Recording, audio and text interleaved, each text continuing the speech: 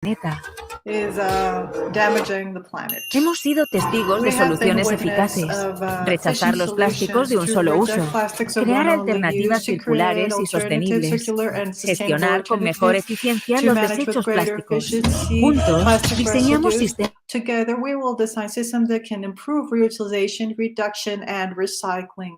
Let's demand governments and companies to act and to control and define new regulations. Let's think on the solutions. Let's take the decision for a world without plastic contamination. Let's deplastify in a better way.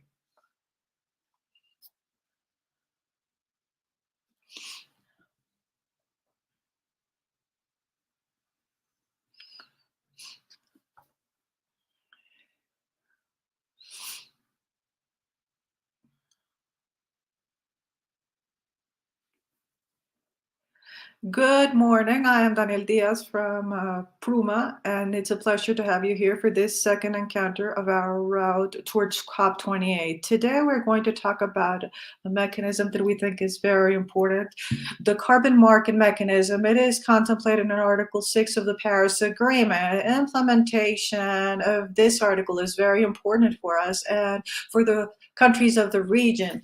This brings a series of challenges and also opportunities that we're going to be talking about today. Without further preamble, I want to give the floor to Piedad Martin, that's a Joint Director for Latin America and the Caribbean from the PNUMA, so that she can give us some very small words of introduction so that we can start talking on this important subject. Thank you very much, Daniel. Good morning, everybody. So from the United Nations Program for the Environment and from our Office for Latin America and the Caribbean, I'm very happy to give you the introduction to this second dialogue of the route towards COP28. As Daniel was saying, in this occasion, we're going to talk about the implementation of the carbon markets of Article 6 of Paris Agreement. And our objective today is to explore what are these markets about, their benefits, but also the risks, the challenges, and the lessons we have learned that in a lot of cases we already have related to this topic, particularly from the perspective of our region.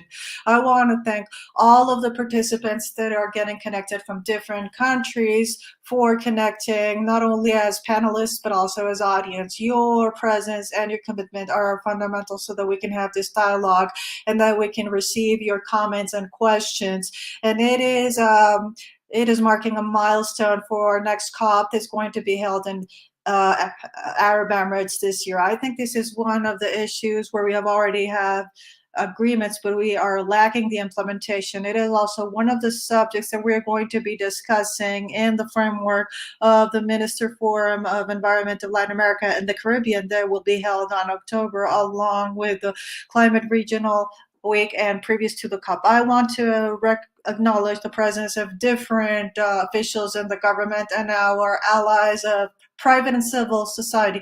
Their participation demonstrate a shared commitment in order to look for solutions to the climate crisis that we are living today. I also want to thank the Green Fund because of its contribution of looking at the carbon markets in Latin America and the Caribbean. And I want to tell you what we're going to be doing with the fund. World is today against time in order to solve these carbon issues. Global heating has been a daily problem, and it has had repercussions that we are all feeling in all of the planet, but particularly in this region that is so vulnerable. Also, this year, we have several alert declarations in several countries of the region because of the Niño phenomena. It is obviously longer each year. So what we're seeing is that we are very far from giving a solution in terms of zero emissions, which makes it difficult for us to have this objective. However, we have to continue advancing. Each degree is worth it, and we are getting closer to these critical points. So we need to look at all of the mechanisms that we can use in order to erase the situation, and one of them is the sale market or the market sale carbon.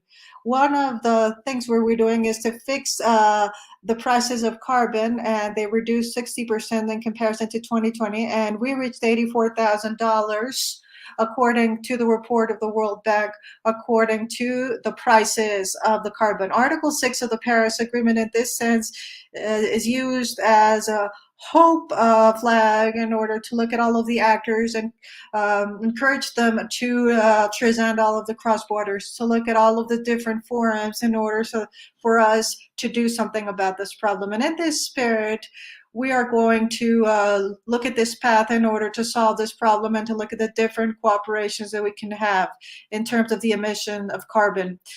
The countries can look at the progress, at the environmental progress, inspiring a virtual cycle and more ambitious cycle, but we cannot forget the cycle that we have here. Article 6 is encouraging us to look at sustainable development to ensure that all of the actions can have benefits that are going further than the emissions of carbon. So we have to look at all of the opportunities to protect ecosystems and to create paths in order to have something better, because together, we can look at all this not only as a charge, but also as very positive changes. And when we are looking at this path, we have to maintain ourselves firm regarding environmental integrity. Article 6 demands us to have the highest standards of responsibility and transparency. So we have to come together in order to avoid the double counting and to avoid that the emissions are counted transparently in participation with the communities.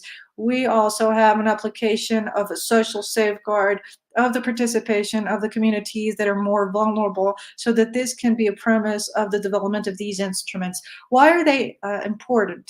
According to Article 6 and cooperation mechanisms that it includes, more than 120 countries, that's about 80% of the contributions that are determined at a national level that have been presented in the convention, have expressed their interest in using Article 6 as a cooperation focus.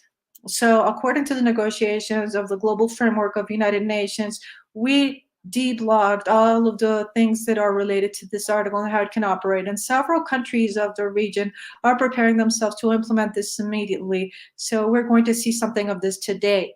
According to the World Bank, the idea of charging the price for carbon emissions is a good strategy for reducing them.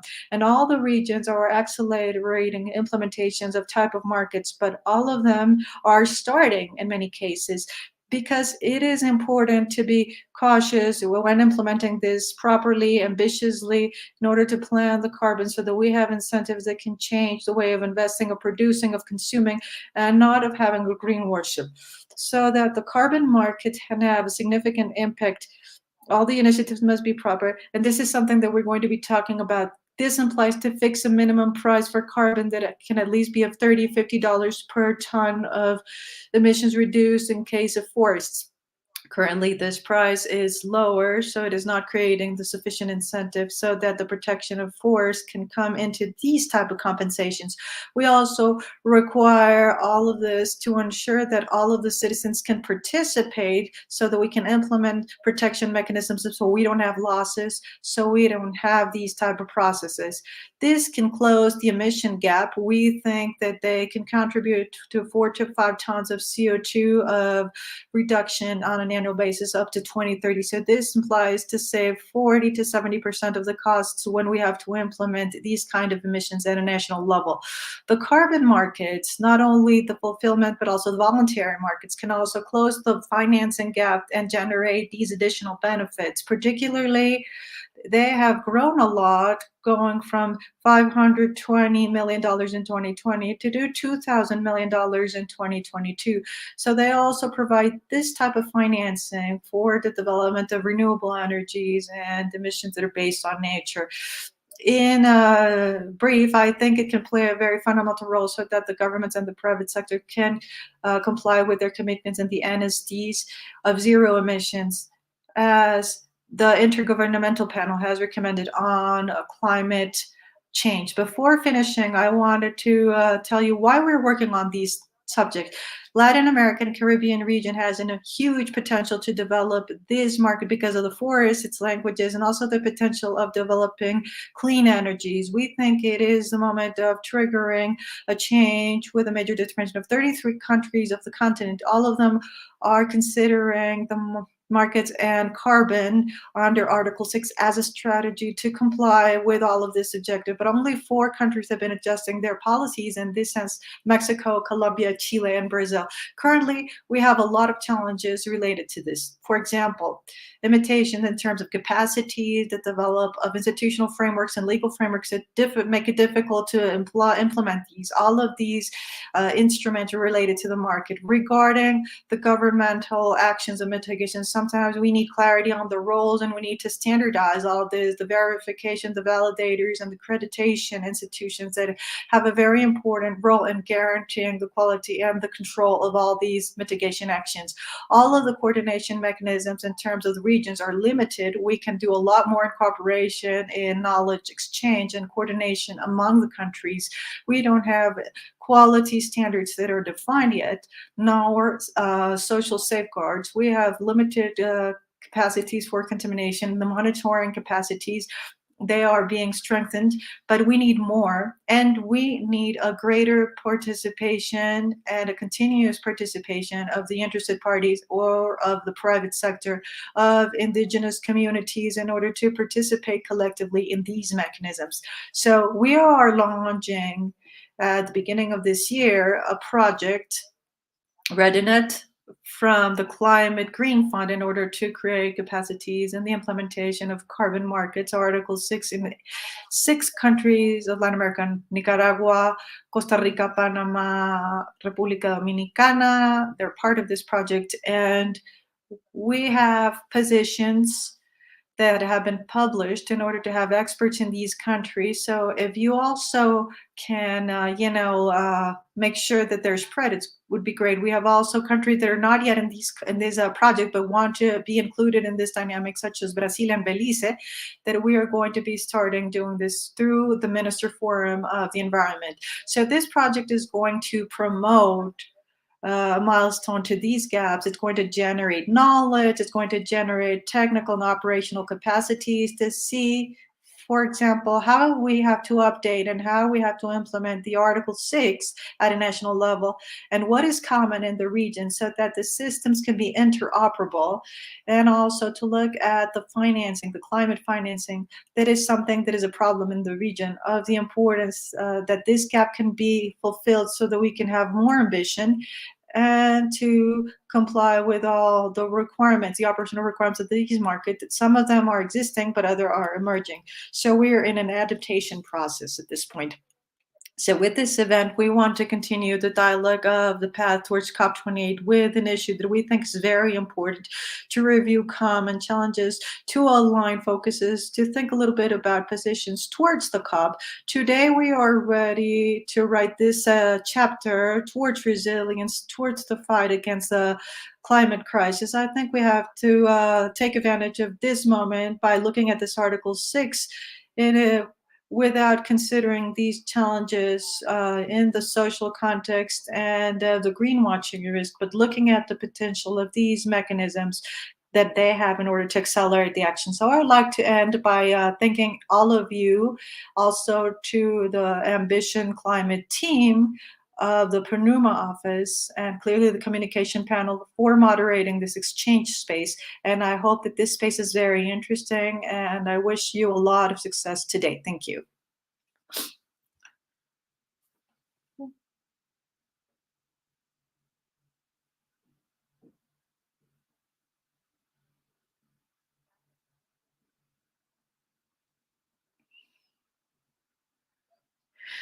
Yeah, thank you very much. And looking at your words, we wanted to highlight the subject of the difference of the focuses. So we want to invite Fabiana Rodriguez. She is the United Nations Framework for Climate Change, and she is going to tell us, give us some words that they have from the United Nations Secretary regarding Article 6 and the carbon market. So I'll give the floor to you, Fabiana, at this point. Thank you very much, Daniel. Good morning to all of the participants. It is a pleasure to be here again with you, collaborating with an event of the PNUMA colleagues. Thank you, Piedad, for these words that were so important at a very critical moment where we need a lot of help and collaboration so that the countries know about the markets. And it was very good to listen to all of the different progress and all the new initiatives that the PNUMA is supporting. I am Fabiana Rodriguez, coordinator for the Regional Collaboration Center for Latin America from United Nations for Climate Change. And I give you a welcome to this session where we are going to talk about the implementation of carbon markets in the Article 6, specifically on their benefits, risks, challenges, and lessons that we have learned for Latin America and the Caribbean. I would like to start off by telling you that collaboration regional centers, the RCCs, as they're more commonly called in Latin America, are a network of offices from the convention, from the climate change secretary that are operating in different regions of the world. We have 6 in total. But specifically talking, we have 2 here in Latin America and the Caribbean, one that is in Panama, and clearly we are here working with the colleagues from the PNUMA, and we have another office that is in the Caribbean, in Trinidad St. George's. These 6 centers of the convention are ensuring a regional presence that is closest to the governments, to NGOs, investors, multilateral banks, with the objective of supporting the implementation of contributions at a national level, the NDCs. This regional support is part of an effort of the Secretary to overcome barriers. As we already said, there is a lot we have to do in the region, and we have a lack of resources and technical capacities. So these aspects is something we want to unite on the part of the RCCs by helping the climate negotiations. In the case of Latin America and the Caribbean, we have the 2 centers that cover 17 Latin American countries and 16 countries in the Caribbean. And we are there in order to support you in whatever you may need. Mainly, I would like to talk a little bit about the focuses that we bring to the region, mainly to increase comprehension to key aspects of negotiation, to facilitate the implementation of climate action and the collaboration and the local alliances. We also want to maximize the magnitude and extension of the commitment with climate action. So from the RCC of Latin America, we are here to provide practical assistance step by step, and we are committed in providing orientation and technical support to the parties. This year, we extended our regional work in order to include the support to adaptation, mitigation, transparency, implementation, media, which means financing, and also development of capacities and collaboration with all of the different parties that are involved. But this event is on carbon markets and Article 6, and this is one of the examples of the collaboration that we can provide to the parties that can strengthen the work program and the development of capacities on Article 6 that was launched in COP27. In Chambershape, and that will also be implemented by phases in a 5-year period. Article 6 of the Paris Agreement establishes a framework so that the countries can cooperate among themselves in the implementation of these NCDs through market mechanisms.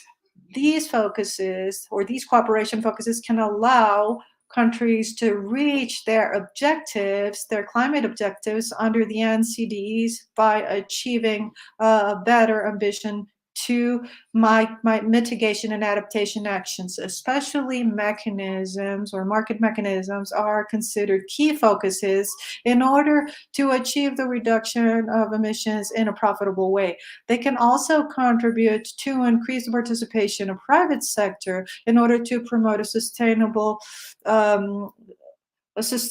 development. The parties have much more interest in working in a cooperation in order to pursue their goals in this climate mission. According to the last report of synthesis of the NCDs, the majority of them, 81% of the parties, presented information on voluntary cooperation regarding Article 6 of the Paris Agreement. And of this number, 76% declared or stated that they are planning or are going to do a voluntary cooperation. So the use of cooperation focuses is the one that they communicated more frequently. Likewise, 30% of the parties have established limits, qualitative limits, in the use of voluntary cooperation in order to achieve their NCDs and their mitigation objectives. We also had an increase of 49 to 82% of parties that communicated NCDs that were new or updated regarding the planned use or possible use of at least one voluntary cooperation. We have several data, and we are conscious that the parties have stated the need to strengthen their national capacities regarding the cooperation focus under the Paris Agreement, Article 6 of the Paris Agreement, in order to go from the intention to the implementation of these action climate tools. For us, the empowerment of the parties is essential, especially for the countries that are developing, because they're going to be able to participate effectively in this global market of carbon, mainly without excluding international mitigation goals that the OACA is aspiring to, which is the market under the aviation system. Finally, we are convinced that the cooperation focuses that have been proposed under Article 6 are useful tools for governments, for private sectors, and for other key actors that will help them to advance with their NCDs. From the Secretary, we are committed to accelerate these actions, to join forces in order to be able to achieve these efforts in these multiple consultation processes with the parties. We have focused our efforts in the work program in order to develop the capacities of Article 6 through the regional centers along with our PNUMA colleagues. For example, we can strengthen infrastructure that is necessary in order to participate in these market processes with cooperation focuses by extending knowledge and by helping the countries to take decisions that are much more informed regarding this subject or issue.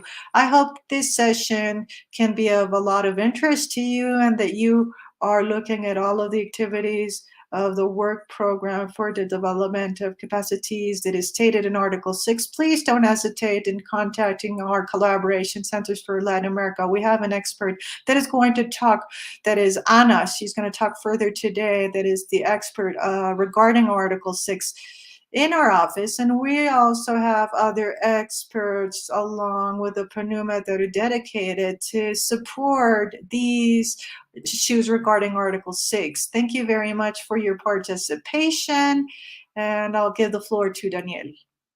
Have a good day. Fabiana, thank you very much.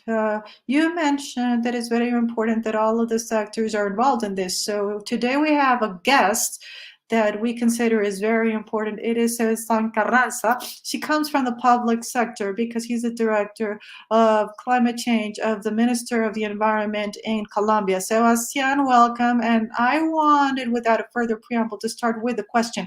How do you consider that the carbon markets can contribute to accelerate the transition towards low carbon emission economies? Daniel, good morning. Good morning, all of the people that are joining this transmission. It is a great pleasure to be here with you, to be able to share these impressions regarding an issue that in general terms is very controversial. I think that Piedad and Fabiana's words have been very clear in giving us this context around what this supposes. I would like to say hi to all of the PNUMA team, to all the Transparency and Climate Ambition team. Thank you very much for inviting us to this space. Well, how can this help us to accelerate the transition? I think that yes, as a matter of fact, the resource of Article 6 and the carbon market must have a focus in environmental integrity and social integrity. The mitigation results that can be eligible through these tools. If we do not have a look on the social metrics regarding how these instruments can contribute to preserve nature, to preserve ecosystems, to be able to have effective reductions of greenhouse gases, to have the center, the nature as a center and the atmosphere, and at the same to have the center looking at the people that coexist with all the different forest projects, with all of the different infrastructure and renewable energy projects, or with transformation projects of our energy matrix and our transportation system, then it's not going to be very useful if this does not happen in this direction. We see this with a lot of urgency here in Colombia, that the starting point of this conversation is the social integrity and the environmental integrity of these mechanisms. And it's here where we see its real contribution towards transition. We are walking from which point to which point. We are walking from a point where we are depending on fuel combustion to a scenario where we have justice, climate justice regarding the environment. This is, in essence, what we perceive from here. What is the contribution that these kind of tools can make or give to the economies and to the transition of economies? Okay, Sebastian, so you mentioned there is a contribution to economies. Do you see that the carbon markets can help in innovation issues in different sectors, not only in the transition towards the climate change, but also so that the economies can start looking at working lives, and that we can open some spaces and that we can diversify this and possibly to have new work positions, elements that can help us to dynamize economies in Latin America, for example? Yes, of course. I think that this overview of technological transfer, this view of knowledge transfer, of how the development of projects that can generate eligible unities for Article 6 is associated to applying new technologies, is also talking a lot about the forest sector, and think that we can have mitigation results that can be transferred at an international level, that can come from the transfer of technology in the transportation sector and the energy sector, and all of these types of benefits in the mitigation in countries that are in development, that they're taking decisions of where they must look at the development of our economies and our societies, can necessarily generate these innovations. We have a lot of developed countries and countries where today mitigation have an effective cost that is very high to reduce emissions in a developed economy and a stable economy, where their technologies, their transportation technologies or production technologies in the industry are very well consolidated. And this can also generate a space of bringing all of these reduction emission ways, these generated technologies of a low carbon economy, to the countries that are under development. There's an opportunity here, and I think this is part of the rules of how an eligible project to Article 6 is a project that can contribute to the permanency.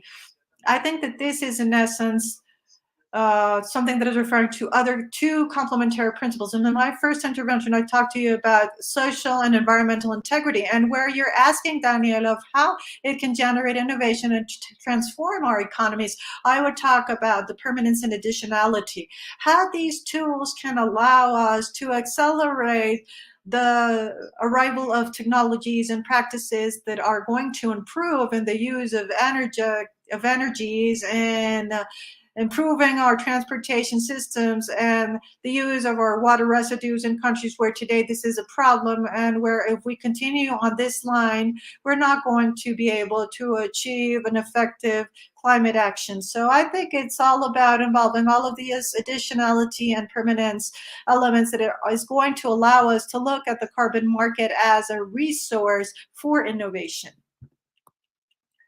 Thank you. And During today's talk, we have mentioned that there are certain challenges and that Article 6 has had certain controversies. So could you please give us the perspective or the addition you'd like to do in this issue or matter? Yes, of course. To Daniel and to the audience, I think that the controversies are several here. The Paris Agreement and the legal language that is behind this, behind Article 6, is very clear related to the fact that this is a cooperation way of reaching the effectiveness in the gases of making this 1.5 degrees Celsius. This is the first rule. We have to reduce the emissions. We cannot just look at this one-to-one. It's not about compensating or mitigating on one hand and capturing on the other. It is not a one-to-one relationship, definitely.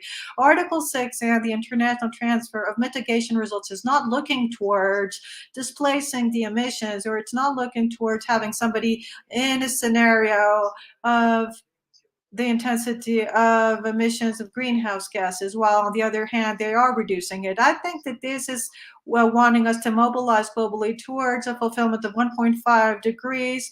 This is something that has been clear in the report, indicating that the challenge is huge, that we don't have we don't have space in the atmosphere to have this greenhouse effect. So it's of no use that other economies are generating big amounts of greenhouse gases and have a very high dependency in the fuel combustion, while on the other hand, we have a compensation of a one-to-one relationship and very concrete results. Article 6 is not useful to the greenwashing, and this is the first controversy. And the second thing is that a lot of these projects are developing in forest environments or in the development of very big infrastructure projects, for example, renewable energies, and the application of social and environmental safeguards is absolutely urgent. It is highly necessary to have a safeguard framework that is clear, that can protect the rights of communities and that can protect ecosystems, that can ensure us integrity, as I said, the social and environmental integrity from a social safeguard perspective. There has been a very great advance in the application of safeguards, but it doesn't make any sense that a mechanism that is looking towards contributing to sustainable development and that is looking towards solving inequities, the two greatest accelerators of global crisis, that is inequity and poverty. We cannot be generating this as an externality of projects. It's not like we can be generating a greater poverty or greater inequity. And what cannot happen here is that we're maybe contributing to environmental crisis regarding the development of these kind of projects. So in these terms, the safeguard application is fundamental. Okay, so these are two elements that we have to highlight, the greenwashing and the safeguards. So Sebastián, thank you very much for being here with us today. Now I want to give the floor to Emilia Anselmo from the PNUMA, because we're going to have a discussion panel in order to see different points of view regarding this very important subject. So Emilia, I'll give the floor to you. Good morning. Thank you very much, Daniel. Very good morning to everybody. Thank you very much for being here with us in this event. I'm part of the Climate Emission Transparency of the United Nations. Our first panel is going to focus on the market carbons and their impact in communities and in the necessary safeguards in order to guarantee them. We are going to have the participation of experts in the field of market carbon or carbon markets regarding these very important issues. So today we have Martín Pérez, that's a Director of Monitoring and Impact of Solutions that are based in nature. We also have Anahim, that is analyst of the SICA Center, and Susana Vélez, the senior manager of VERA. So all of these panelists are going to contribute with a unique vision regarding these emissions. So to give a little bit more context regarding what we have been talking from the beginning of the event, I would like to start off the conversation by asking Martín, if you could please tell us which are the positive and negative impacts that the carbon markets can have, and why do we have so much controversy regarding this issue? Good morning, all of the audience, to everybody. The main positive aspects from my perspective regarding the carbon market is that they're very efficient. If we look at the different maps where we have the projects and the communities that they're looking at, we see that there are mechanisms that are reaching a lot of issues regarding the interaction and monitoring within private actors, and it has a very high efficiency in the terms of resources when it's based in transaction rules among private parties.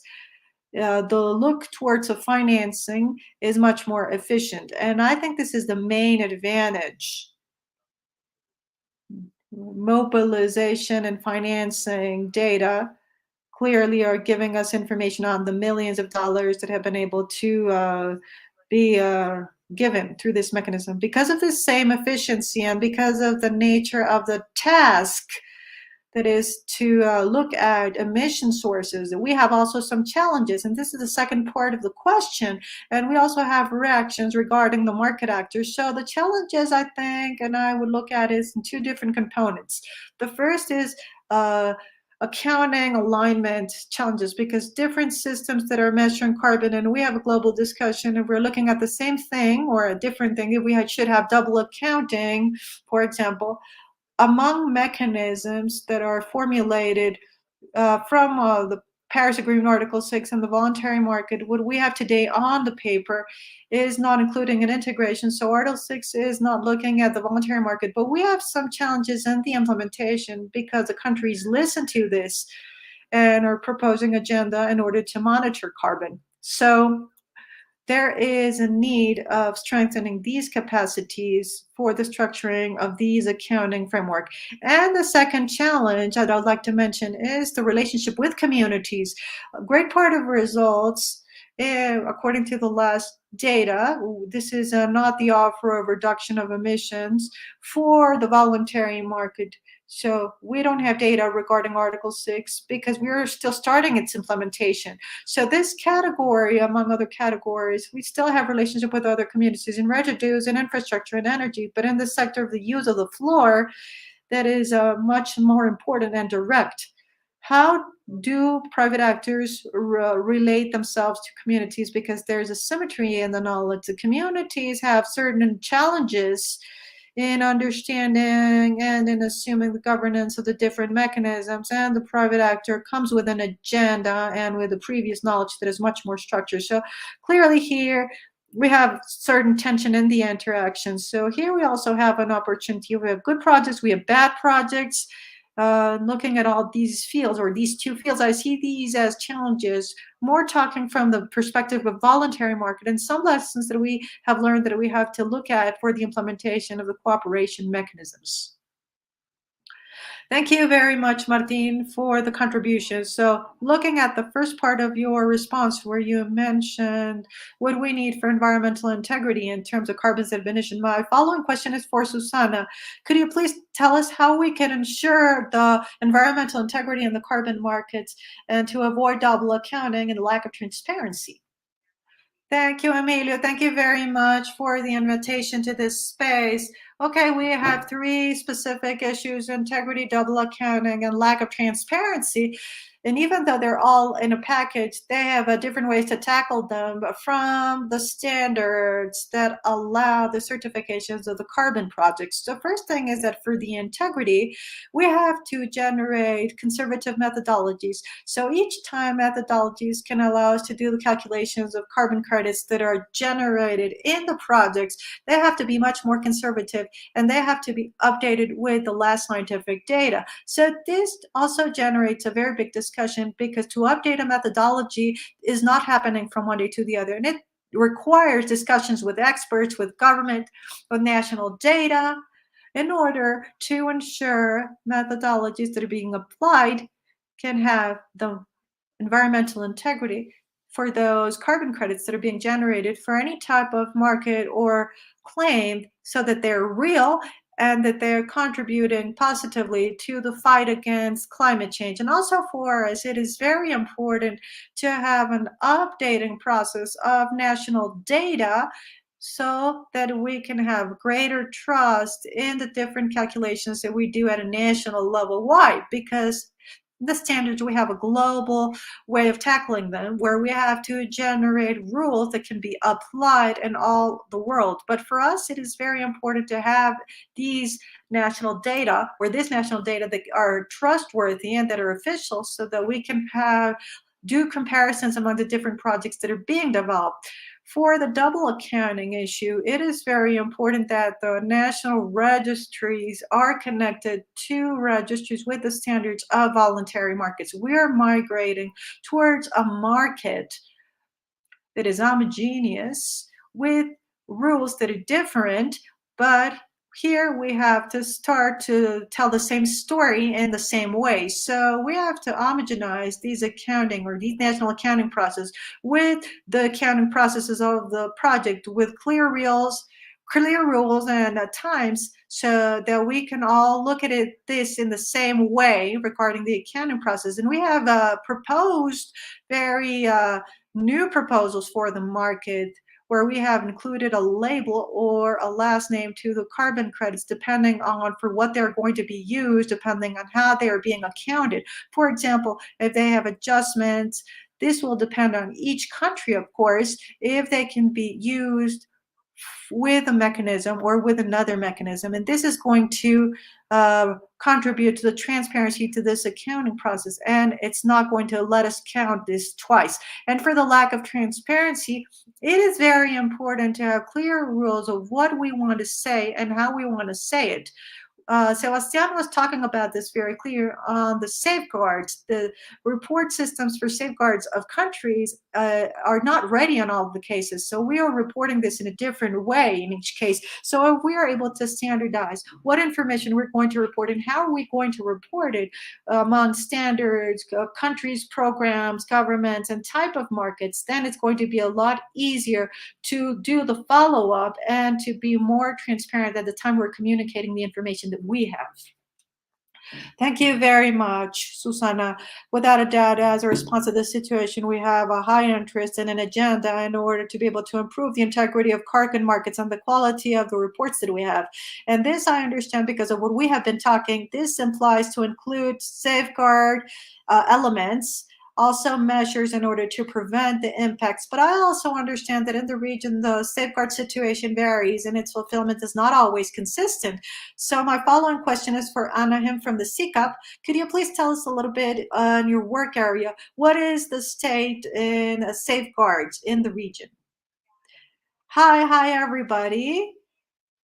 Yes, the first thing is we have to define what are social and environmental safeguards for the audience. Basically, they are tools, there are alignments and requirements that are being established through different funds and institutions, through different programs to basically prevent and mitigate potentials and alternatives that can contribute to the implementation of emission projects in the case of voluntary carbon markets. So this could include different categories, social and environmental cases. It could include biodiversity, of territorial rights, of indigenous communities, local communities, and other issues such as benefit distribution, labor conditions, among other things.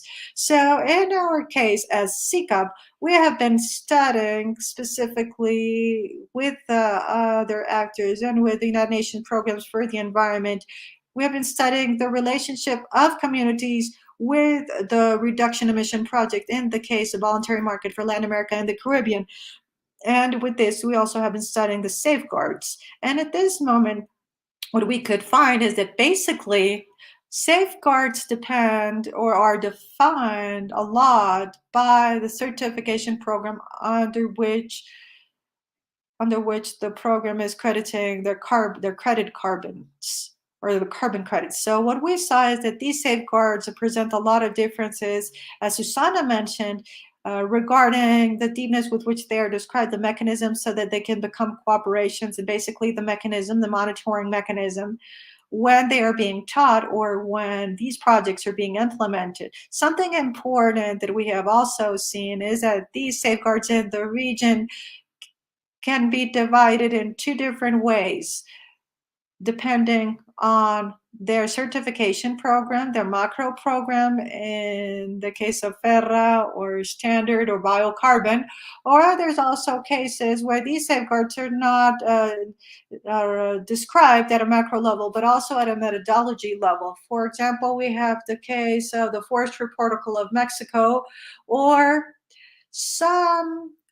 the READY methodology the Sir Carbono methodology, where basically these two ways, in a way, we are describing general safeguards depending on the certification program. In this case, for example, all the programs of all sectors are fulfilling these safeguards that are looking at different levels by each certification programs. And we have the other part where we have the specific methodologies with specific protocols for a country, as the one they mentioned, the Forestry Protocol of Mexico, or for example, in this case, it describes 14 social safeguards and 7 environmental safeguards. And here we describe not only the safeguards, but it also has a lot of description of how it becomes operable or how it is monitored and verified in the case of the responsibility of the validation organism. So I could say that at this point in the region,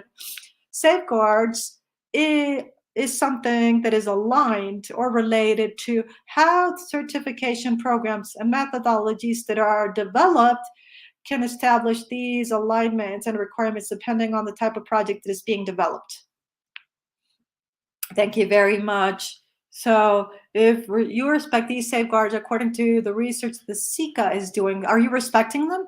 Yes, really, this is a very subjective issue, because if we look at it, if they're being respected theoretically, or of what is regarding what is being written in the different documents of development of the project, you could say that yes, because this is a step that must be fulfilled in order to register or to have a validation for a project or a verification for a project. But here we would be guiding ourselves regarding the scope of this research that we have been doing. We would be guiding ourselves by these theoretical part, what is being written regarding the project design that we know as PDD. At a practical level,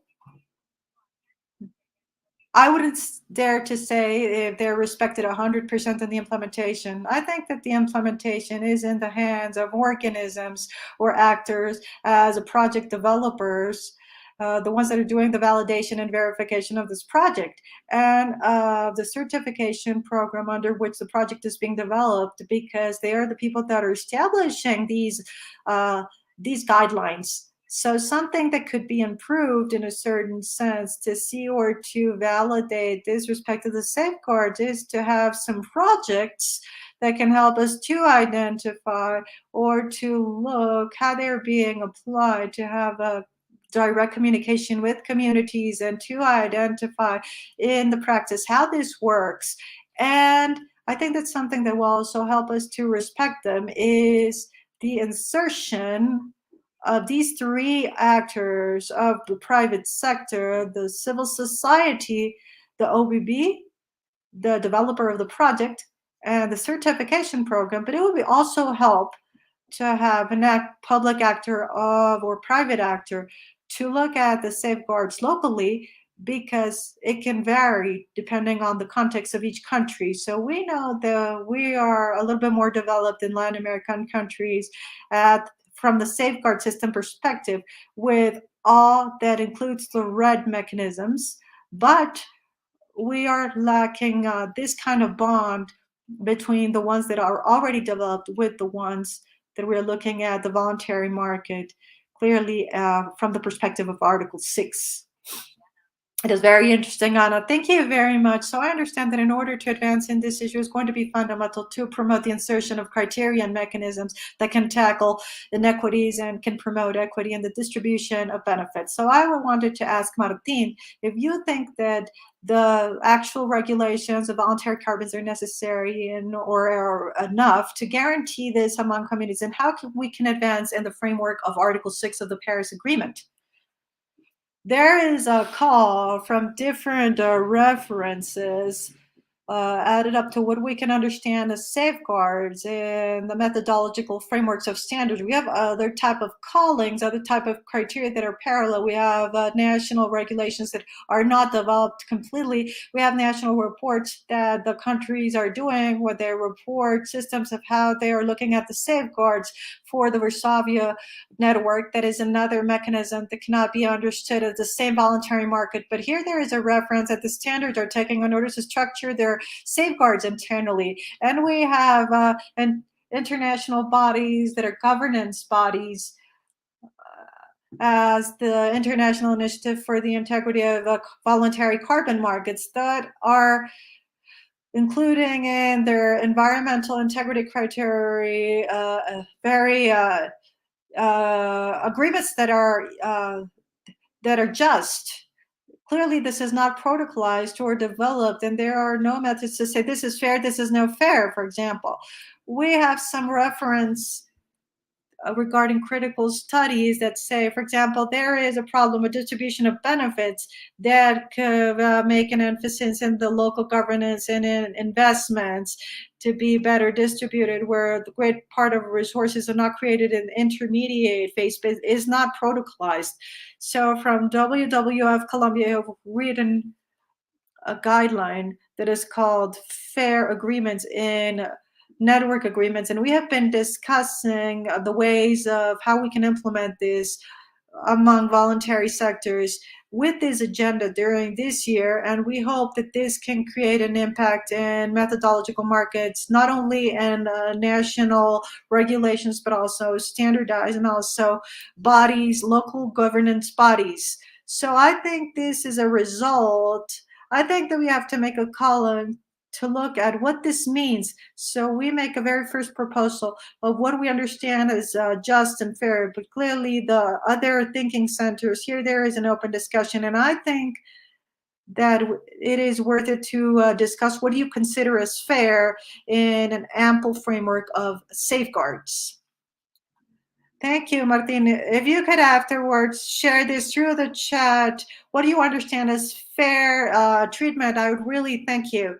I understand that also, other than the mechanism that the carbon markets can use for safeguards, they also look at public policies, because they're the ones that establish the standards and the requirements in order to ensure protection of human rights and the environment in the reduction emission projects. So I have another question for you, Martina. If you could please tell us, what do you think is the role of public regulations, the fulfillment of safeguards for voluntary markets, and if this would be the same for Article 6?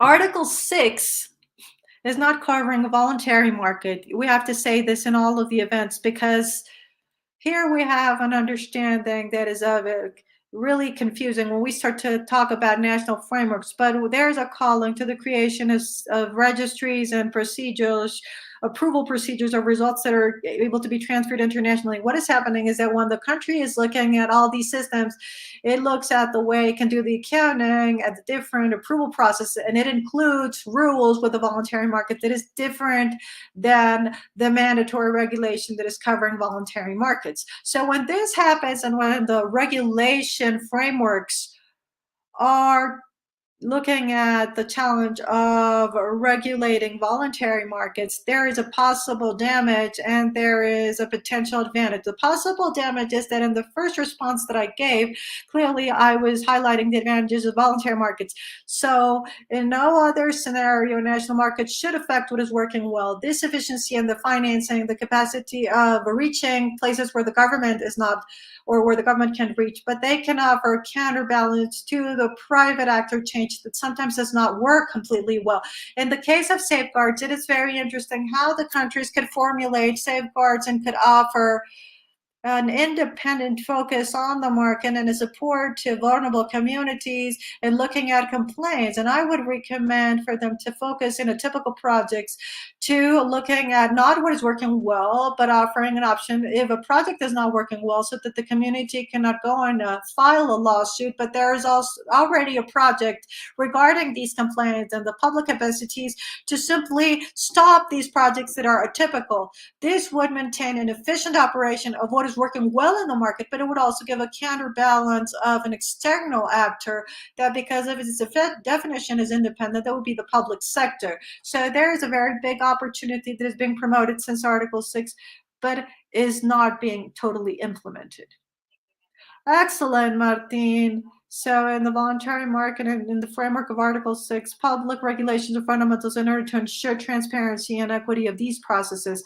Thinking a little bit about the role of national standards as key actors in all of these emissions, I would like to ask Susanna, if you could please tell us, how can international standards such as VERA cooperate in the respect of human rights in local communities and in the fulfillment of safeguards during the development of emission reduction projects? Yes, Amelia. Well, within the standard and within certain methodologies that we have to fulfill the Cancun safeguard, especially when we are talking about red mass issues, but we are also being other type of metrics in order to see how we can evaluate the evolution of the markets and of the projects in order to guarantee the respect of the rights of these communities to have a transparency in the information, that we have an open communication with the projects in order to look at all these needs,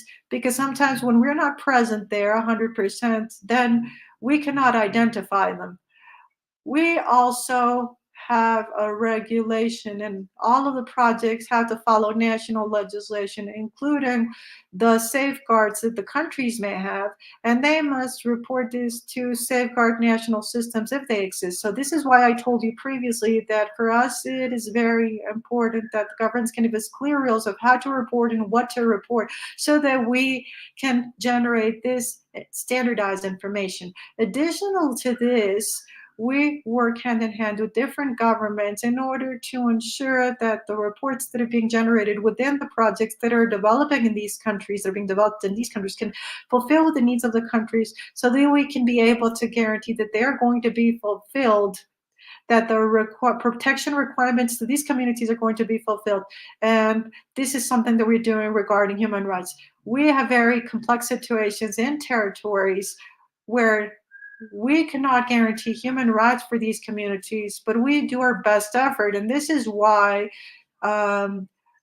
regarding standards, regarding the carbon standard, some mechanisms regarding complaints that allows us to receive complaints, specific complaints, so that we can understand what is happening in the projects. And this goes hand in hand with a detailed review of the projects, interviews with the actors, even visits.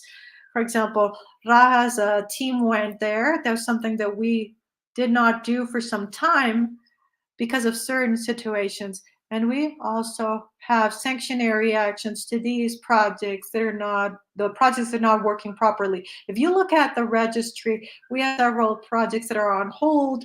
We have several projects that have been rejected by Berra because they do not fulfill requirements that we are fixing. And for us, it is very important to have not only clear rules, the interior of standards, but the way we are reporting this.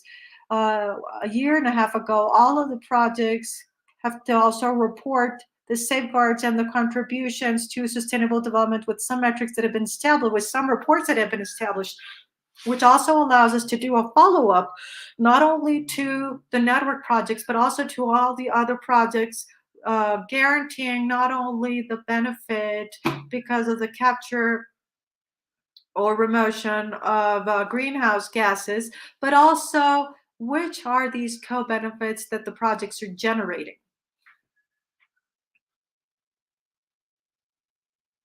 Thank you very much, Susanna, for such a complete answer. Thank you for sharing a little bit of what Vera is doing in the region regarding these issues. The last question is for Anna to finalize this panel. Could you please tell us how you can empower interested parties and the activities of reduction of emissions, reducing the participation alongside the cycle of the project, the life cycle of the project?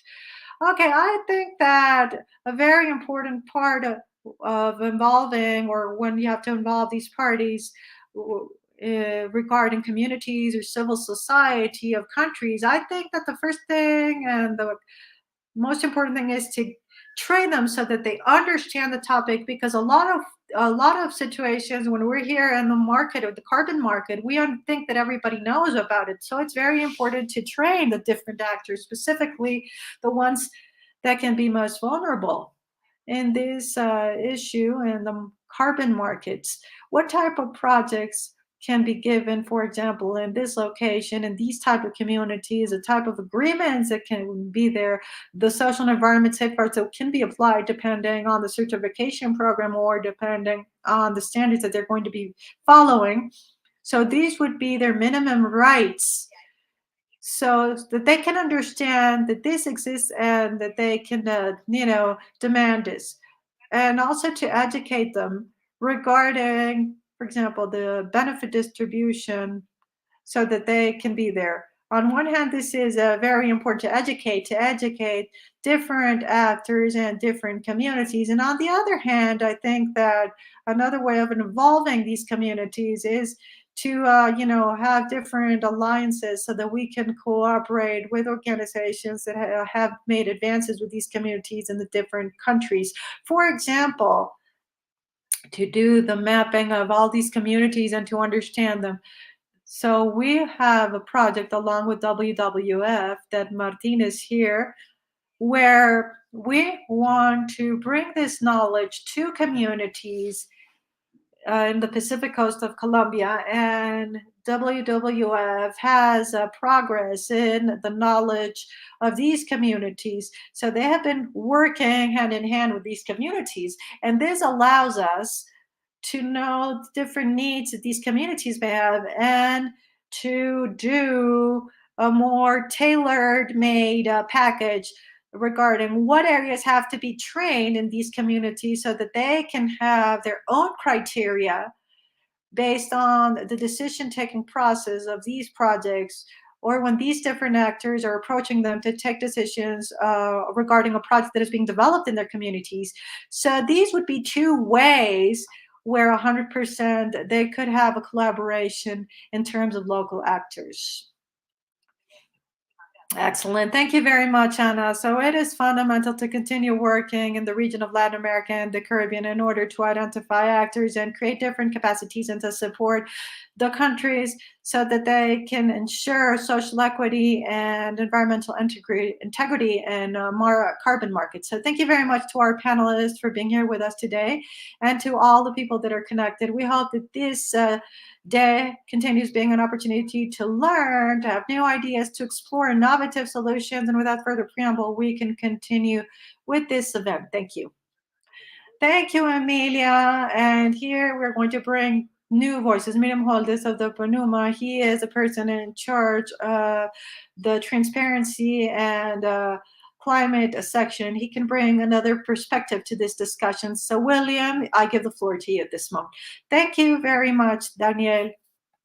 Thank you. So for us, it is an honor from PNUMA to be able to have these spaces and to share with you different experiences and lections that we have learned or lessons that we have learned regarding the transparency framework of the Paris Agreement, specifically on the collaboration focuses that Article 6 of Paris Agreement is stating regarding the carbon markets.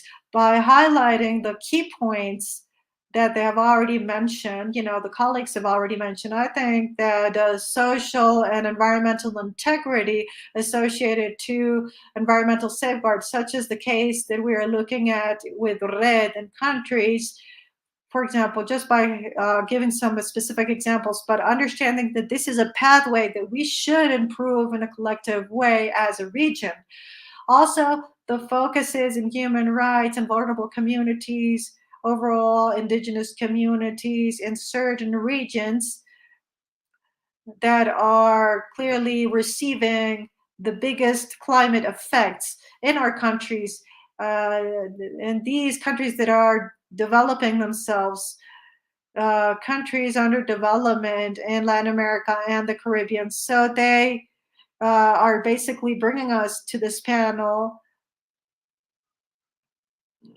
with different colleagues and experts that are working directly in the fields in different countries in Latin America and the Caribbean. And I really like to open this space so they can share different experiences regarding these advances that they have witnessed when they work with the regions. We have Daniela Suner, that is an expert in carbon markets for Central America. Daniela is a consultant for our company. She's been working with 5 countries in the Latin American region by strengthening their systems and then the implementation in these countries, and also with a preparation focused towards carbon markets. Daniela, welcome. And I want to start off with a question. Which would be the challenges that the countries are facing, the countries that have limited mechanisms based in the carbon prices, basing ourselves in a fair implementation of these mechanisms, including Article 6 of the Paris Agreement, according to your experience in Central America? Thank you very much, Billy. Thank you, everybody that are here with us today. And thank you to all panelists with which I have the honor of sharing this space. Responding to your question, Billy, if we look at Latin American region, we're going to find a lot of experience in price instrument or prices for carbon. There are countries that have implemented carbon taxes, countries that have carbon taxes. This flexibility mechanism can compensate this payment. Countries that are developing a national carbon market, countries that have their own accreditation mechanisms of projects that are generating credits or loans. There are countries in the region that have a voluntary program regarding these greenhouse gases, where the entities that are participating in the compensation stage can do this with carbon loans or credits. All of these mechanisms that have been being implemented are coming with a lot of capacities and developments that we have had to do in order to ensure these mechanisms and make them functional and cooperational. We have to ensure these legislation frameworks that can activate these requirements and to have clear rules and regulations for all the people that are participating, in addition to excellent monitoring systems, report and verification system, because if we don't have an MRE system, we cannot have a market or a market mechanism that can ensure what we have been talking about today. These actions can basically lead to the reduction of the greenhouse gases. Other than these experiences, majority of the countries have participated in carbon voluntary markets, in network mechanisms, and in the clean mechanisms. But now the story is changing, and we are in the transition process of MLG towards what is going to activate the Paris Agreement. That is the framework that is going to activate Article 6 that we have been talking about today. But under Article 6, the role that governments have to have and the requirements that they have to fulfill in order to use these mechanisms generated by Article 6 are very big. These are requirements. We have to do reports. We have to have a good MRD system. And here we see these challenges that all of these countries are facing at a national level and international level. But maybe countries that have had less experience in carbon markets or in the implementation of mechanisms that are based on markets are facing additional challenges, starting off by the strengthening of MRD in order to participate in Article 6 or to implement these mechanisms, because at a long run, these mechanisms are options that countries can have. So it is important to strengthen these MRD systems and to ensure their compliance. Another challenge that countries are being faced with currently in order to implement these mechanisms is to define what are they going to be using them for. These mechanisms are implemented as a purpose in order to define it, and it is important to define it so that the implementation of these mechanisms can contribute to reaching these national goals that have been established in the NDC and in the other mechanisms that have been defined by all the other countries. So we have to understand how we're going to bond these mechanisms or link them with these climate goals. Additional to this, we have all the legislation framework or activation framework in order to implement these mechanisms at a national level so that they can fulfill these specificities that we have seen today. And what is important here is that even though we have these legislations at a national and international level, we have to implement this at a national level in order to ensure that this activating framework that we're going to implement at a national level can help to fulfill this. For what? or for what are the countries are going to use these mechanisms. So a lot of these countries are identifying and defining what are these elements that they have to have, these frameworks, and what are going to be the best pathway in order to implement them. Added to this, we have technical capacities and the number of people that we need in order to operate these mechanisms. And a lot of countries, we see that they are strengthening the teams that are responsible for these issues, because other than looking at these issues that are related to market mechanisms, they have to look at other aspects that are related to climate change. And this is a constraint in the amount of time that they can dedicate to these issues, that from a technical perspective can have a high degree of complexity and can demand a lot of time. So there are a lot of challenges that the countries are facing when they're making use of these mechanisms or using them. However, each of these challenges is an opportunity. And I think that as a region, this richness, the richness of this experience that are along all of these regions is generating a very beautiful opportunity of implementing this in order to contribute to the acceleration of the implementation in all of the countries simultaneously. Thank you very much, Daniela, for your response. I think that we agree in two aspects that you have mentioned in your intervention regarding legal frameworks and activating conditions that are allowing countries to develop these carbon market systems and these cooperation mechanisms in Article 6 for emissions, for gas emissions, and also to have MRD systems that are robust and that are part of Article 13 of Paris Agreement, so that these emissions can be reduced, are additional and integral to these aspects and social aspects as we have been seeing. So I would like to ask a question to our colleague Ana Dominguez, that is an expert in carbon markets for Latin America and the Caribbean. Ana, so we had an intervention from Fabiana Rodriguez at the beginning of the event regarding the role that the regional center has for Latin America regarding the implementation of Article 6. But we would like to ask you a little bit more. What are the challenges that you see as a convention regarding the implementation of Article 6 in the region, and how they would contribute to these goals that are established in the countries of the region? We are looking at this at a long term, which is another issue that you're dealing with and that you're trying to tackle with directly from the convention. Thank you, Vili, for this important question. It is very important. First of all, I want to thank Regional Office of Latin America and the Caribbean of the PNUMA for this invitation. And I want to introduce myself. I am with the team, the Regional Cooperation Center on Climate Change for Latin America. These regional centers, as Fabiana mentioned in her intervention, are part of a network of regional offices of the Secretary of the Convention with the purpose of approaching the labor of the Convention to governments and entities and actors in general in order to overcome barriers and to overcome constraints and to take advantage of opportunities in order to ensure a successful implementation of all the instruments of the Convention, including the Paris Agreement and the NCDs.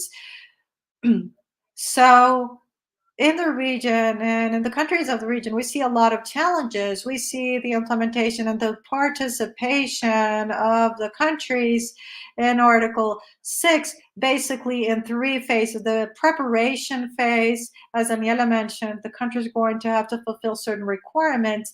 The implementation phase, that is how we can identify and select these activities that are going to participate using these cooperational focuses, and so that they can be aligned to the fulfillment of climate goals that have been defined by the RCC and the monitoring and following up phase. So in each of these phases, we can see that there are several challenges for all the countries, but the question now, and I would like to focus myself, is if the countries are really prepared in order to participate and use these focuses, these cooperational focuses. So one of the points that I like to mention a lot is that this has been part of, the different surveys and regional dialogues that the Secretary of the Convention has had as part of the launching process of the working programs of the capacities that is included in Article 6 that was launched in COP27. And one of the points that's highlighted by the parties is that they have a low understanding of all of these objectives that are mentioned in Article 6. And for us, it is very important. Knowledge is power, and it grants an empowerment to different governments in order to take decisions with total trust. And we know that there is a big concern of the governments because of the fulfillment of climate goals that are highlighted under their NDCs based on the uncertainty of being able to participate in these cooperational focuses if they commercialize, if they don't fulfill the goals, if they commercialize more than they should. So then we know that they are going to have to define strategies with national objectives regarding the use of these market mechanisms for the implementation of the NDC and the increase of the emissions regarding the fulfillment of the NDC. So this implies the development of new policies, adopting new legislations for decision-taking processes on the participation of the countries and how they're going to define this monitoring process at a national level in each of the countries. Another topic that we have mentioned here is that we need to fulfill basic elements that were agreed by the parties under the COP26 regarding this package, this decision package. So we know that we have the experience in the application of market instruments in several countries of the region.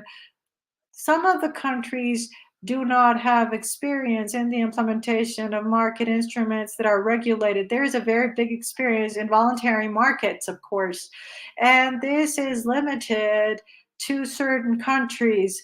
And this is something that covers more because the fulfillment of this limit is not only for the participation of the cooperation focuses that are under Article 6 of the Paris Agreement, but they make a synergy with important elements of the agreement in terms of ambition, in terms of fulfillment and transparency under the transparency framework of Article 13. And for me, a key message is that it shows us that we can have the best international practices that can be applied in participation of carbon markets at an international level.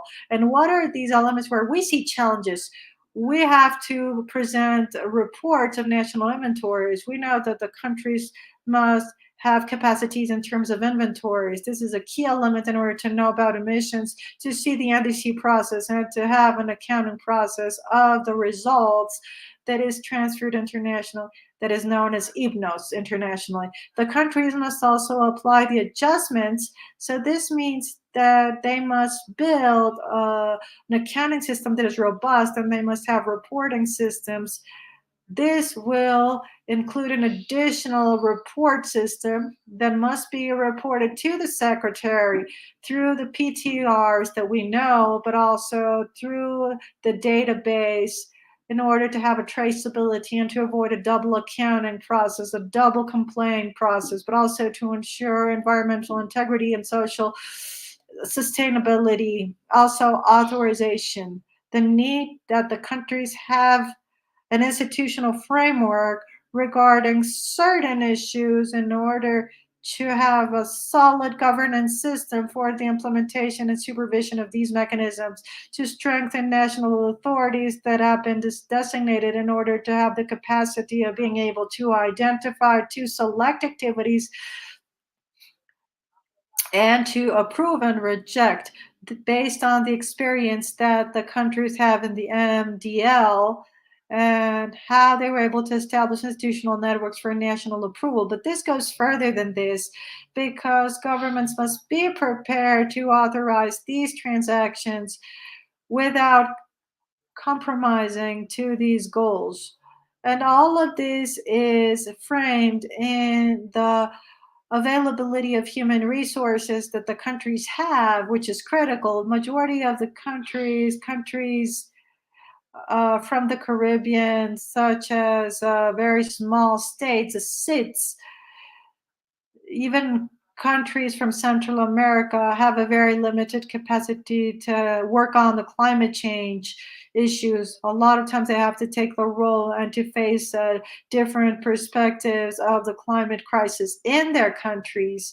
And at the same time, this adds up to the following up of the implementation of the MCDs, how it is being reported in the transparency biennial reports, and then the adjustments where they're going to need technical capacities to have additional personnel that can do these things. So I think that an important thing would be the language barrier, for example, because part of the role of having these regional centers is going to look at the fact that all this information is going to be collected in a language that can be understood by the country. Thank you very much, Anna, for your intervention. I think that we could look at different ideas that you mentioned. We can see the three phases of the process so that a country can be prepared to be ready regarding the frameworks, the transparency frameworks related to Article 6 of the Paris Agreement and the voluntary carbon markets regarding implementation, follow-up, monitoring, and the availability of human resources. That was something that we just listened to, and that we are conscious that it exists in our region. So for this reason, programs and projects that we are developing through our office and through other agencies of the United Nations are complementing these capacities that are local in the region in order to have very robust systems in order to have the correct implementation of the Paris Agreement and of Article 6. So in this sense, I would like to give the floor to Rocio Garcia. Rocio is an expert on finances in the UNEP network program for Latin America and the Caribbean. Rocio, I would like to complement a little bit the focus that we have been presenting regarding the network issues that has been coming up as an example, a clear example of how this could work correctly regarding cooperational focuses of Article 6, not only in Latin America, but also with other regions that are developed and that are underdeveloped in the world. So if you could please tell us a little bit in general terms, what is the team doing in terms of Article 6 and carbon voluntary markets? Thank you very much. Good morning, everybody. Thank you for the invitation, for having us today, for giving us this space. Now, I was thinking that in a lot of cases, to be the last person is not a good news because a lot of people have already mentioned what you were thinking. But in this case, they have opened the door to different concepts and to several challenges that our countries are facing in order to implement Article 6. In this case, I want to focus myself in the forest sector and how Article 6 is considering it. And maybe the most important or the entry point to the forest sector for Article 6 is what a lot of people have been mentioning, which is this description of mitigation outcomes, which are mitigation results. This is taking us out of the reduction emission sphere that was being discussed finally in Paris. This was part of the text that was being discussed. If they were reduction emissions, because this second term allowed us to include within the spectrum of activities, some activities that are more linked to the forest sector. As we know, within RED Plus, we consider 5 activities. The first 2 activities are linked to emission reduction of gases. And then we have the Plus, that are activities that are linked to the conservation and to the improvement of natural reserves or natural carbon reserves. So these activities, or some of these activities, are considered as remotions, and the possibility of being able to talk about mitigation results is locating us or is allowing us to consider these remotions under Article 6 and under Article 6.4. Before getting into further detail, it is worth mentioning that different than the clean development mechanism that has already been mentioned by several panelists, in the clean mechanism, we only included reforestation and non-forestation activities that, even though they are linked to the forest sector, they are the only activities that were allowed under this market or under this big fulfillment market that was created in the Kyoto Protocol. So this is a very big important change, because Article 6 is opening the doors to the forest sector and gives a space so that this sector can be developed as part of the activities that would help to implement the cooperational focuses. If we go back to the reduction of emissions or remotions, what was considered in the clean development mechanisms was reductions. So at this point of the discussion, under Article 6, colleagues previous to me have reported in several ways and have highlighted several challenges that are being faced by the countries in order to implement this article, from the perspective of the accounting systems that are proper, from the perspective of social and environmental safeguards, as Sebastian was mentioning, for example, up to the validation and report mechanisms that each time are more demanding in terms of what is being requested. So this is not different from the forest sector or to the forest sector. So for the forest sector, we are hoping for them to have some safeguard or additional considerations when considering the risks that the forest sector can bring because of its own nature. We know, for example, the permanence risk, the linkage risk that are linked to the forest sector, of course. What we understand with Article 6 and the opportunity here is to include the forest sector as a whole. And now, currently, within Article 6.4, we have been discussing what are remotions and how these remotions are being considered, or how these remotions would be considered, and what type of activities or remotion activities would be considered within the activities linked or that are allowed in Article 6.4.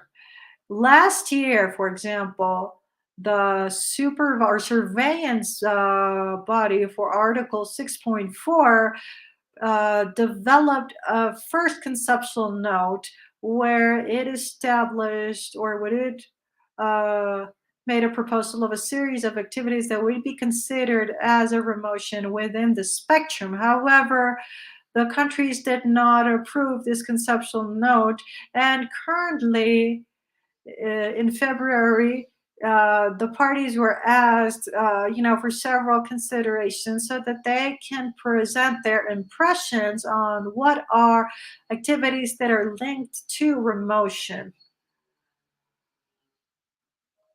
Probably we had 8 submissions by countries, but we have about 20 submissions coming from other institutions that are interested in this. And I mentioned this one because we have Martin in the panel. I want to leave you here. I only want to compliment with part of the work that Yuma is doing in the region, linked with the role in Article 6 and in the forest sector. We have supported, with the work of the team, a submission of several countries of the region where they mentioned that what was considered as a remotion was linked to Red Plus, to this plus, and we considered, or it proposed, that Red Plus were not divided in reductions and emissions. There would be these 2 first ones, and these other 3 that are coming. But Red Plus has to be considered as a total package that will come into Article 6.4 as a whole, and that methodologies and the surveillance had to be considered within Article 6.4, taking into account the things that were approved in the Varsovia framework and agreement. Thank you, Rocio, for this intervention regarding the RED framework and the differences that we have within carbon markets in other sectors that clearly are present in our economies, as well as others that apply specifically to the forest sector or forestry sector. What you were mentioning regarding the reduction of emissions of Article 6.2 or 6.4, as well as validation and report mechanisms that are each time more demanding, not only for the forestry sector, but also for other sectors of the economy, such as the risk that is associated to the permanence and to linkage.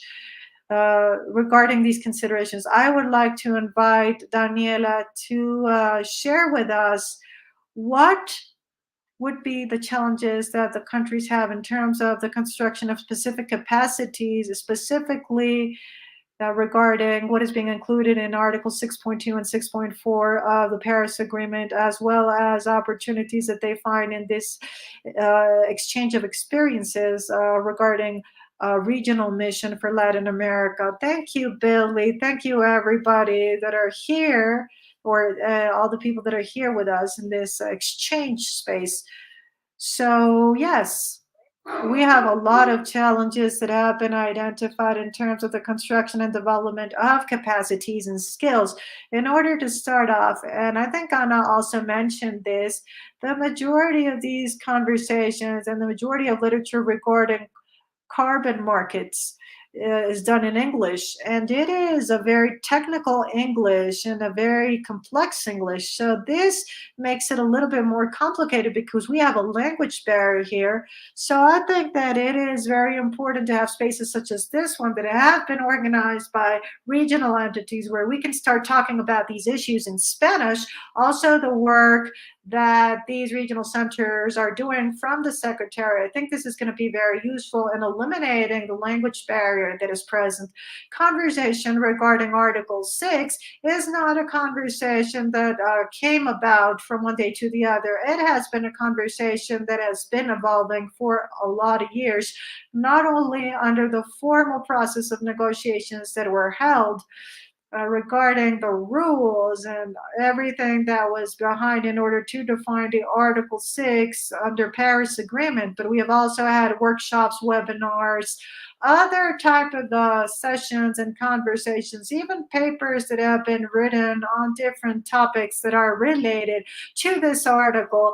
And a lot of times I say that we have so much terms and acronyms that are associated to carbon markets, specifically regarding Article 6, that is almost as a new language. So I think it is important that in order to be able to implement this, all the actors that are going to participate know this new language and are able to speak it and are able to have a good conversation in order to look at this that can respond to this. What are we going to use these mechanisms for? There is another topic regarding the construction of capacities, and this is a challenge because there's a high technical personnel rotation because of the changes in government. So sometimes we have changes in the team that is responsible for these issues. So to stop this sometimes is a challenge. So we have to start to strengthen this aspect too. Another element that I think is a challenge, and here maybe it is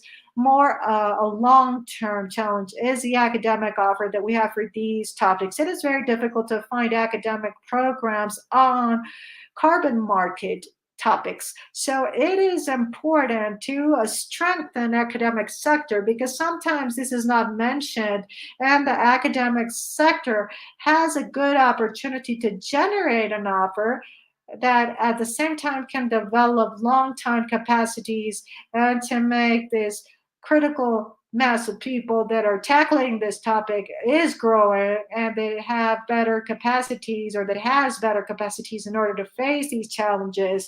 And there is another challenge because there are few cooperation spaces between or among technical personnel that are tackling these topics. So at a higher level, maybe we are having a better cooperation, but there is an opportunity of having more cooperation spaces among people that are looking at this and in the implementation that is going on a daily basis, in order to have open and honest dialogues where we can generate this kind of support in order to solve these challenges that are there.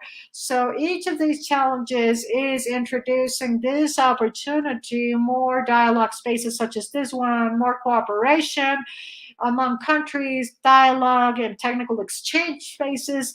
We could even think of doing visits or tours in order to know how in the different countries they are tackling these carbon market issues. And I also think that as a region, we have to strengthen this role that the academic sector has, not only from the offer perspective, but we have also mentioned the type of projects that are going to be able to be generated in the carbon markets. And I think there is a very strong call to innovation, and so that these actions are additional to what we're already doing. And the academic sector is a sector that can carry out a lot of research and development in these topics. So I think it is a good opportunity to involve the sector, the academic sector. Not only the OES, but also the Paris Agreement are doing this very strong call and big call to cooperation and coordination, not only among countries, but also looking at this internally between the different key actors. So I think that it is important so that they truly can develop capacities and skills that can ensure a proper implementation of these mechanisms. We must strengthen this cooperation, this multi-sectoral dialogue between the public sector and the private sector, social society, and academia, so that the implementation can take us to reach these goals, these national climate goals, and to ensure that the mechanisms can contribute to solve the problem that has us here today, that is to stop these greenhouse gas effects.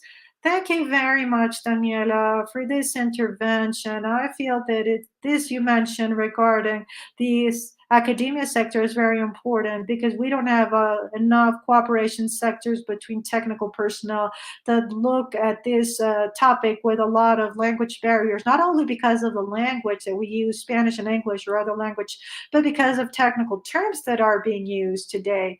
And these cooperation instances that we must follow, where we have to continue working on these, and with the readiness project and Article 6 that we are looking at, we have already been launching these recruiting processes, and we're going to start off officially in several months. So this is really focused on supporting countries, and this cooperational focuses that in the market sector are intrinsically of cooperation at a country level and also at a subnational level sometimes. So this you also mentioned regarding the research and the development is also key, and that it must be reinforced along with these alliances.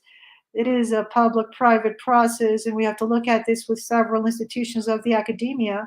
And this is why I thank you, and I thank Ana and Rocio for being here with us today in this panel. Unfortunately, because of time issues, we must go on to a question question-answer space for the audience. And for this, I would like to take a moment in order to ask the question that was pending regarding the panel, and that is referring to the opportunities that we see for the South-to-South cooperation in terms of carbon markets regarding Article 6.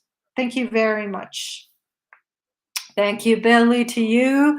As you mentioned, we have this question and answer session, which is going to be moderated again by Emilia. So Emilia, I'll give the floor to you at this moment so that you can take care of the question and answer session. Thank you. Emilia, the floor is yours. Thank you, Daniel. I don't know who of the panelists would like to ask Billy's question. I don't know if you have the question there, Billy, so we can repeat it. Yes, Emily. it is which would be the opportunities that we're looking at. I think Daniela mentioned a lot of the challenges that we have regarding training of the professionals in the region. So, which are the opportunities that exist today, and what are articulation mechanisms, such as the academia sector, in order to satisfy the construction of skills and capacities that we have seen as a very big need in Latin America and the Caribbean region?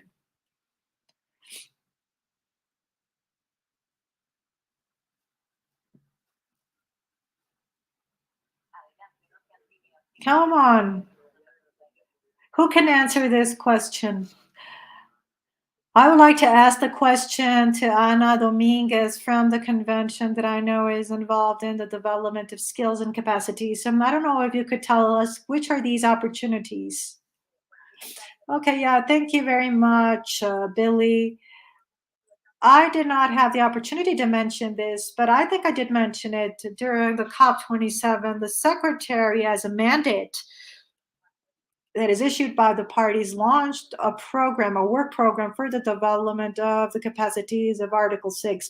This program is going to have a 5-year duration in order to break barriers and constraints in topics regarding to the construction and strengthening of these capacities so that the countries can be in optimal conditions in order to apply all of the cooperational focuses under Article 6. So we see a lot of opportunities in this preparation phase because there are a lot of countries that have taken advantage of this and could represent a way of looking at the pathway, or just opening up the pathway for other countries that are seeing if they can apply or not through these different focuses. We have very specific cases in the region, of course, in the development of pilot programs of cooperational focuses, such as the 6.2 regarding cases of Peru, of Colombia, that are advancing in the development. So I think that this is going to be an inflection point that is very important, where we're going to be able to capitalize and we're going to be able to generate the South to South cooperation among these countries that are advanced in this preparation or readiness phase, and that are going to be able to support those countries that are in earlier phases. So here, the collaboration regional centers play an important role in this office regional network of the convention, by being able to establish these links among the governments, among the academic sector, in order to enrich these experiences. Also, part of this program implies the development of guidelines and documents and rules that can facilitate the understanding of the parties in terms of decisions and climate negotiations that are taking as a starting point, the Article 6. So this strategic alliance with the academic sector and even with organizations that are much more present in the countries of the region is going to be key in order to be able to develop these tools that can clarify and help to have a greater understanding of the decisions, of group decisions. Thank you, Anna, for such a complete answer. So going on to the questions that are in the chat, we're going to look at the ones we can answer, but you can still send the questions and clearly we'll make sure we can give an answer to you. So we're going to look at the questions that we can cover. So the first question will be for Martin. Could you please tell us which measures are being taken in order to avoid that the establishment of a jurisdictional market in the countries affects the voluntary market? Thank you, Amelia. I'm going to take advantage to mention something regarding Billy's question. A cooperation agenda, South-South, that is strategic, I think, and this point can be focused in the exchange of Latin America and Caribbean countries on the scope and the structure of regulation models that are being triggered. During the last 2 weeks, for example, Paraguay and Ecuador took out legislation on voluntary markets in relations with their protocols towards the fulfillment of Article 6. That is the convergence that I was mentioning, that is being given when national legislations are being developed.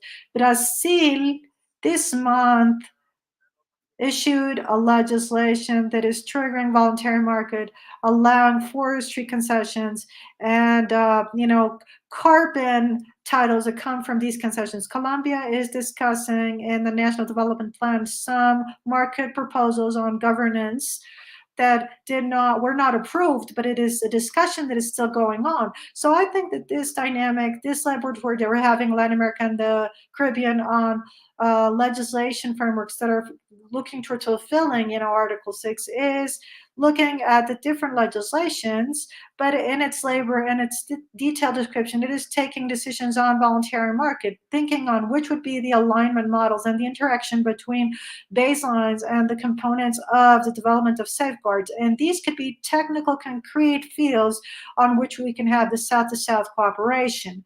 In the integration of the accounting process and responding to the question of what we can do in order to control the advance of jurisdictional schemes, the first thing that I'm going to do is to controvert this question or to refute it, because I don't think this is a correct agenda to stop the jurisdiction approaches or jurisdiction approaches. I understand that project execution and its accounting integration.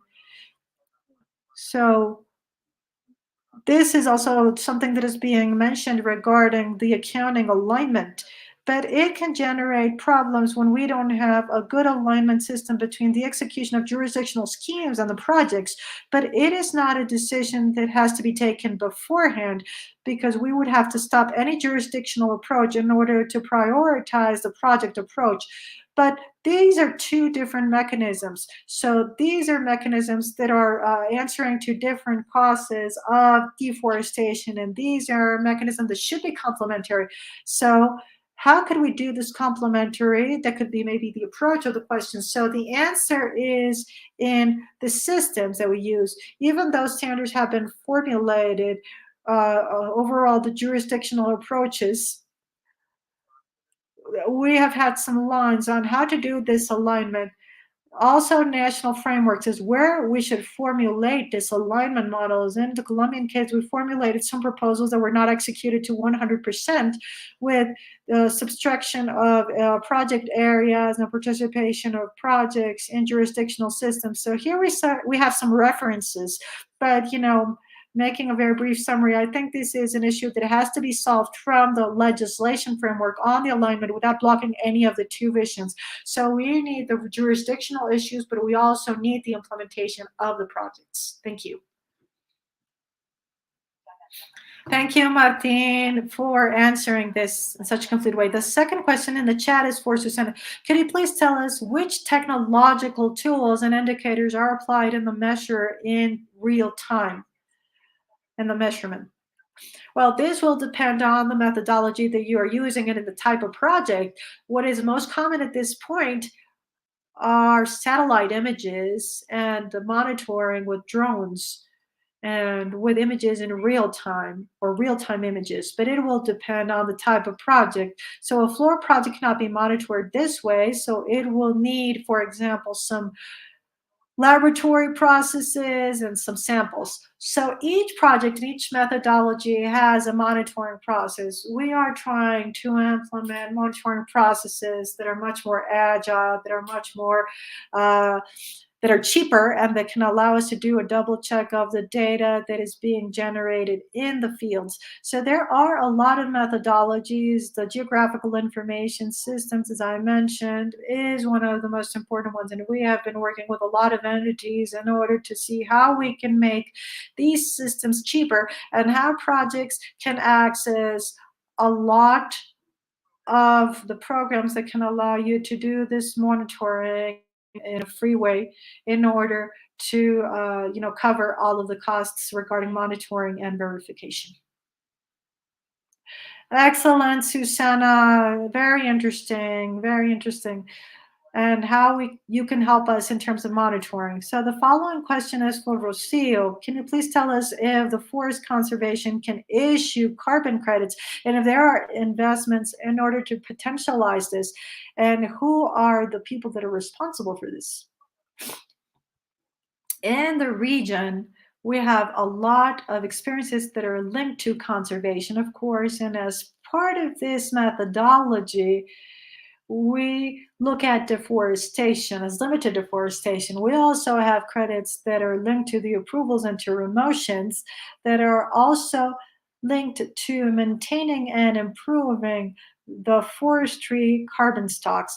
But we have a lot of experiences in the case of Peru, the national protected and natural areas are allowing the emissions of the gas carbon and of voluntary markets. Currently, we have a debate that is going on with a lot of other countries on the possibility of selling these reductions in emissions and how would this mechanism be, or the mechanism through which these countries would benefit, if they should benefit of this sale. There are a lot of countries that have been discussing the possibility of charging some type of fee. There are even countries that are discussing the possibility that the sale is completely forbidden. So yes, it is possible to have the results of reduction of emissions and conservation strategies clearly regarding national protected areas. We have several methodologies that could be associated to these kind of practices. As I mentioned, eventually these practices or these mitigation results that are coming from these activities can be part of mechanisms within Article 6.2 or within Article 6.4 of the Paris Agreement. And responding to this other question that came up on the possibility that the countries can charge, for example, or can be part of the sale, the response is positive. A lot of countries consider this an environment so that these activities can take place. This is a position that has been supported by central governments. And taking this into account, they should also contribute partially to the fulfillment of the NDCs of the countries. So there is nothing that has been established yet, but the discussions are taking this into account every day. Excellent. Thank you, Rocio. I'm going to the last question because we don't have more time. This question is for Martin or for Rocio, whoever wants to answer. Which actions are being triggered and you recommend in order to avoid, all of these different problems of the implementation in the Amazon region, especially for indigenous communities? I don't know, maybe Martin, taking into account you answered first. If COP is doing some specific studies in the Amazon region, I don't know if you want me to do a brief or general description of the responses. Maybe Anna can do this and then I can make a focus on what we're doing in the Amazon region specifically. Is that okay with you? So Anna, I'll give you the floor. Okay. Basically, what I was going to mention, and is linked to the last question we had at the panel, I think that one of the main things in training, as Martin says, CCOP is working hand in hand with WWF in a project that is focused in the Amazon region. And what we're doing there is we're trying to understand what are the projects that are located in this area or in these regions, specifically network projects? What type of agreements do we have with these projects so that we can map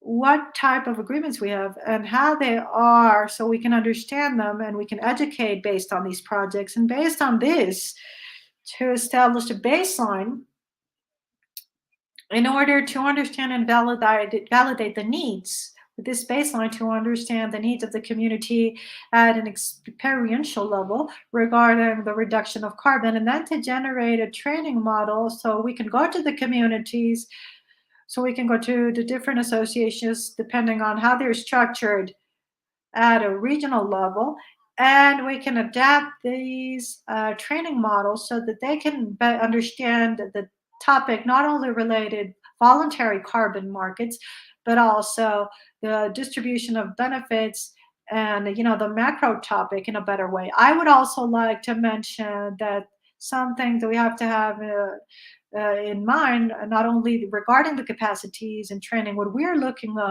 for with this project is to update, the guidelines that we just shared for the Amazon region, and we want to create a guideline for the Pacific region.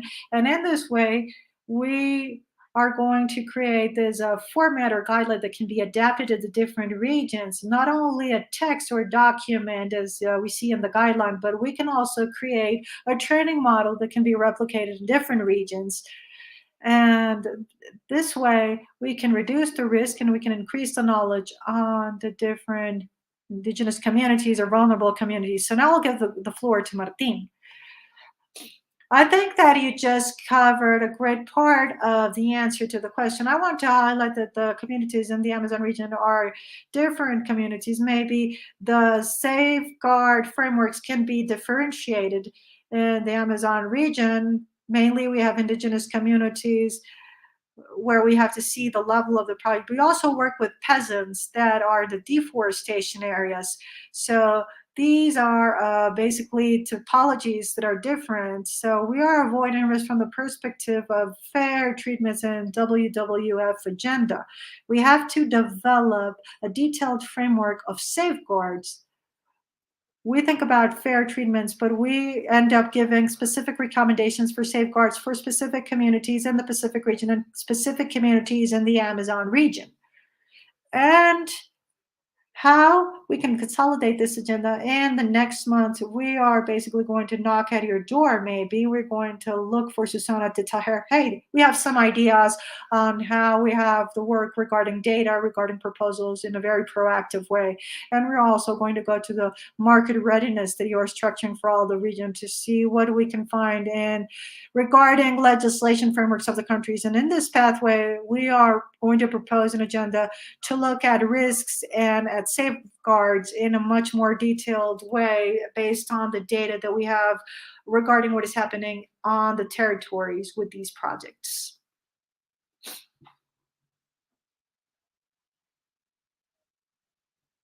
Okay, thank you all of you for those complete answers and for the participants for the questions you included in the chat. I know that we cannot answer all of the questions, but you can still send me the questions that were pending to my email. Or if you want to write directly to the panelists, obviously they can answer the questions that were pending. I'll give the floor again to Daniel. Thank you very much. Amelia, thank you very much. We also wanted to thank you for your participation. We see in the chat that you still have a lot of questions regarding this topic. Maybe further on in this pathway towards COP28, we're going to do new events in order to answer to all the questions. Again, thank you very much for your participation. Please expect another transmission, another event towards the pathway to COP28. Thank you very much and have a good day.